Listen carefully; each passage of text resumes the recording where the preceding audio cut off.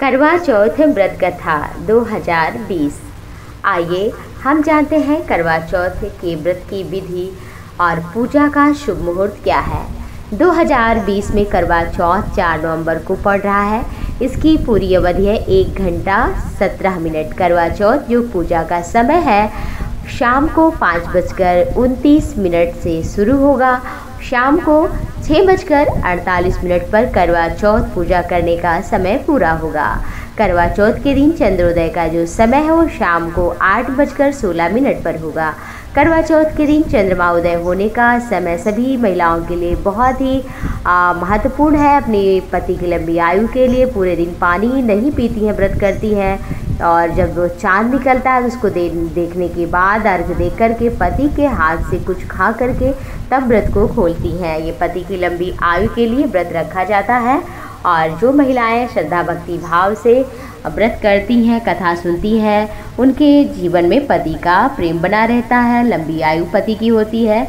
और इस दिन सभी महिलाएं श्रृंगार करती हैं और दान करती हैं, विधि विधान से व्रत पूजन करती हैं, अपने बड़ों को प्रणाम करती हैं। इन सब चीज़ों को करने से ही व्रत पूर्ण होता है, मनमुटाव से नहीं। तो चलिए हम श्रवण कर लेते हैं कि इसकी जो पूजन की विधि इत्यादि है और कथा है वो किस प्रकार है। तो दोस्तों इस दिन करवा चौथ के दिन पटरे पर जल को एक लोटे में भर लें और फिर बाना काटने के लिए खांड या मिट्टी का करवा लें। उसमें गेहूँ भरें, ढक्कन में चीनी भरें, उस पर 1 रुपया या जो भी आपके पास दक्षिणा हो 10, 11, 1 लगाकर जरूर रखना चाहिए। 10 रुपये तो 1 और लगाइए, तभी पूरा माना जाता है दक्षिणा। और उसके बाद जो है आप रोली लें, चावल लें, गुड़ से गणेश भगवान का पूजन करें। और इससे पहले करवे पर रोली से सतिया बनाएं, 13 बिंदी लगाएं, गेहूं के 13 दाने हाथ में ले कहानी सुने और फिर करवे पर हाथ फेरकर अपनी सास के चरणों में गिर करके वो करवा अपनी सास को दें, प्रणाम करें। इसके बाद 13 दाने गेहूं के और पानी का लोटा अलग रखें। रात्रि को जब चंद्रमा निकल आए तो चंद्रमा को अर्घ्य देकर बाद में भोजन कर ले। यदि बहन या पुत्री कहीं दूर बाहर रहती हो तो करवा, गेहूं, चीनी सहित और रुपए, कुछ दक्षिणा और वस्त्र जो भी श्रद्धा भक्ति भाव से हो पाए वो बाद में पहुँचाएँ। सनातन धर्म की प्रथा के अनुसार जो करवा चौथ का व्रत है वो कार्तिक मास के कृष्ण पक्ष की चौथ की तिथि को मनाई जाती है। सौभाग्यशाली स्त्रियों के लिए ये व्रत जो है बहुत ही महत्वपूर्ण है। पतिव्रता स्त्रियां अपने पति की दीर्घायु के लिए शुभकामना के भाव से ये महत्वपूर्ण व्रत करती हैं। इस दिन गृहिणियां चावल को पीसकर दीवार पर करवा चौथ बनाती हैं, जिससे वर भी कहा जाता है। इस करवा चौथ में पति के अनेक रूप बनाए जाते हैं। सुहाग का सामान होना चाहिए, जैसे कि चूड़ी, बिंदी, बिछुआ, महावर, मेहंदी और चूड़ी, मणिहारिन जो पहनाती हैं, हाथ में कलाइयों में जो शोभा देती है। और 7 भाइयों की इकलौती बहन, सूर्य, चंद्रमा, शिव, पार्वती आदि देवी देवताओं के भी चित्र बनाए जाने चाहिए। नहीं हो तो बाजार से चित्र मंगाना चाहिए। साधक स्त्रियों को इस दिन निर्जल निराहार व्रत करना चाहिए। रात्रि को जब चंद्रमा उदय हो तो उसके प्रकाश में चंद्रमा को अर्घ्य देकर पति के हाथों से जल पी करके तभी व्रत को खोलना चाहिए। पीली मिट्टी की गौरी की प्रतिमा बनाना चाहिए, पूजा करनी चाहिए। यदि दीवार चिकनी हो, चित्र ना बन पाए तो करवा चौथ का चित्र मंगा करके ही उस पर चिपका करके तब पूजा करें। विधि विधान से पूरा करने पर ही हमें पूर्ण लाभ मिलता है। और ये जो कथा है वो इस प्रकार है। चलिए हम सभी श्रवण कर लेते हैं पौराणिक कथा। पौराणिक कथा इस प्रकार है। प्राचीन काल में एक करवा नाम की स्त्री जो अपने पति के साथ में नदी के किनारे एक गांव में रहती थी। एक दिन उसका पति नदी में स्नान करने को गया। योग से स्नान करते समय वहां एक मगर ने उसके पैर को पकड़ लिया। तब वो मनुष्य करवा करवा करके अपने पत्नी को चिल्ला चिल्ला कर पुकार रहा था। अपने पति की आवाज़ सुनकर स्त्री करवा भागी हुई आई और पतिव्रता ने आते ही मगर को कच्चे सूत के धागे से बांध दिया और मगर को बांधकर वह अपने पति धर्म के बल से यमलोक में जा पहुंची। यमराज से बोली, भगवान मेरे पति को मगर ने पकड़ लिया है, इस अपराध में आप अपने बल से मगर को नरक में डाल दीजिए। करवा की ये बात सुनकर यमराज बोले कि अभी मगर की आयु तो शेष है, मैं अभी उसको नहीं मार सकता हूँ।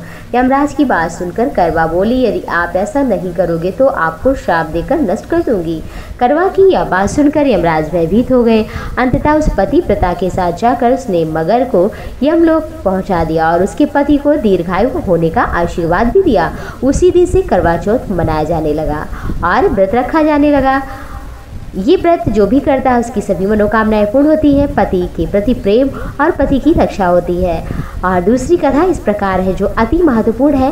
प्राचीन काल में एक परिवार में 7 बहुएं थीं। 6 बहुएं बहुत अमीर घर की थीं, इस कारण उनका बड़ा सम्मान था। लेकिन 7वीं बहू के मायके में कोई नहीं था। वह घर का सारा काम काज करती, इस पर भी कोई उससे प्यार नहीं करता था। सब उसे तंग करते रहते थे। त्योहारों पर उसके घर से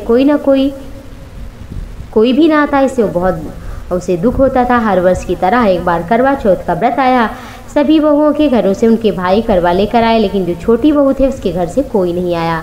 सभी खरी खोटी अलग सुना रहे थे। बड़ी दुखी हो गई, जंगल की ओर निकल कर जा रही थी और रो रही थी। एक नाग वहीं बिल में पास में रहता था, वहीं उसने रोना सुना तो बाहर निकल कर आया और रोने का कारण पूछने लगा।